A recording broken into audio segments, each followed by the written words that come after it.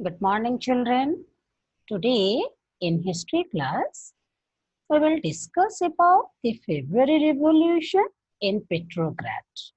Students, in the last class, I had told you that Russian Revolution, also called Russian Revolution of 1917, as to revolution in 1917, the first of which is February, that overthrew the imperial government. So the February Revolution overthrew the imperial government we are going to discuss today. And the second revolution of which in October that placed the Bolsheviks in power, we will discuss afterwards. I had also told you, children, Russian Revolution of 1905 had laid the foundation for the 1917 revolution in Russia against the imperial government.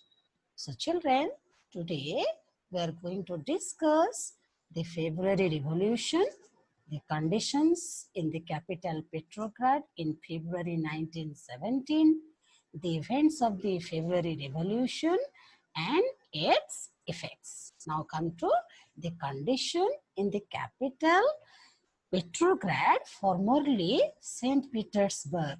Okay. Now in winter 1917, the condition in the capital Petrograd was really serious, and the city division was emphasized among its people.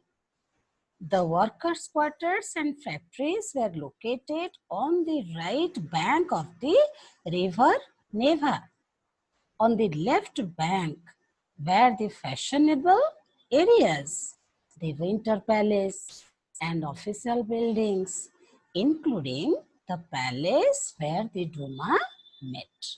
Further, some other conditions also going to discuss. In February 1917, food shortages were deeply felt in the workers' quarters, so scarcity of food.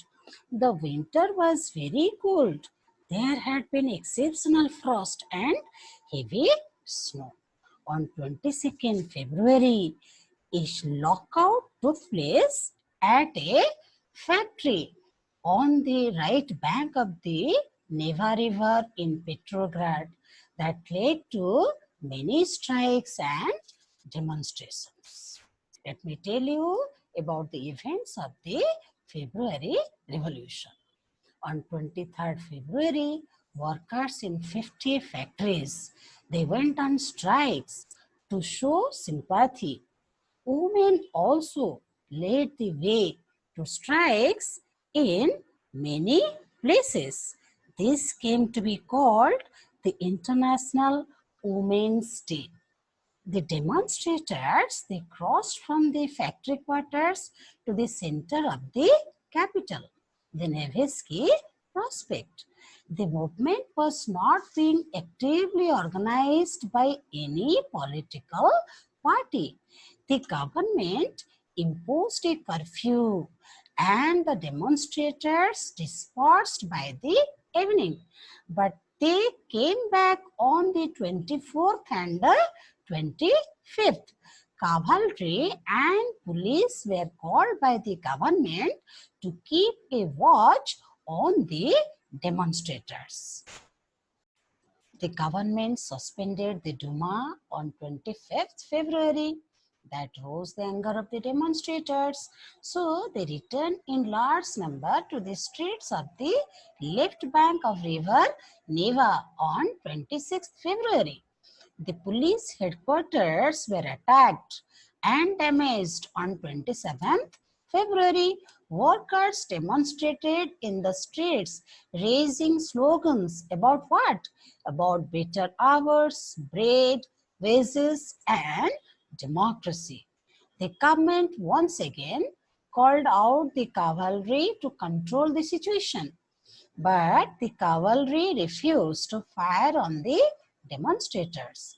An officer of a regiment was shot at the barracks of a regiment and 3 other regiments. They revolted and voted to join the striking workers. By the evening of 27th February, soldiers and striking workers, they gathered to form a Soviet or council in the same building as the Duma met. This was the Petrograd Soviet. Now, we will discuss the effects of the February Revolution. A delegation, a representative body, went to see the Tsar on 28th February. The Tsar resigned on 2nd March on the advice of the military commanders. A provisional government was formed by the Soviet leaders and the Duma leaders to run the country. Russia's future would be decided by a constituent assembly elected on the basis of universal adult suffrage. Thus, the February Revolution of 1917 brought down the monarchy in Russia. Let's know what happened after February. The provisional government took steps towards an elected government. Restrictions on public meetings and associations were removed. Soviets were set up everywhere, though no common system of election was followed.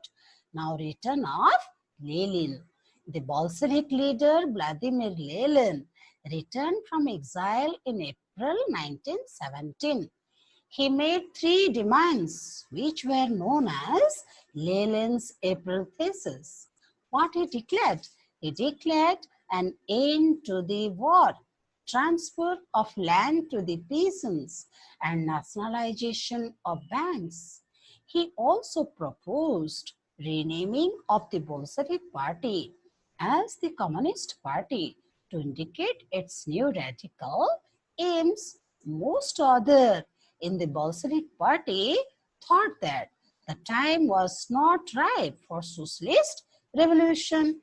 They wanted the provisional government to continue for some time. But various developments in the subsequent months changed their mindset. The workers' movement spread through the summer. These are the developments in the subsequent months I am going to discuss. The workers' movement spread through the summer. Trade unions grew in number in industrial areas. Soldiers' committees were formed in the army. In the month of June, about 500 Soviets sent representatives to an all-Russian Congress of Soviets. The provisional government saw its power reduced and Bolshevik influence grew. As the provisional government saw its power reduced and the Bolshevik influence grew, it decided to take strong measures against the spreading discontent. How did it do this?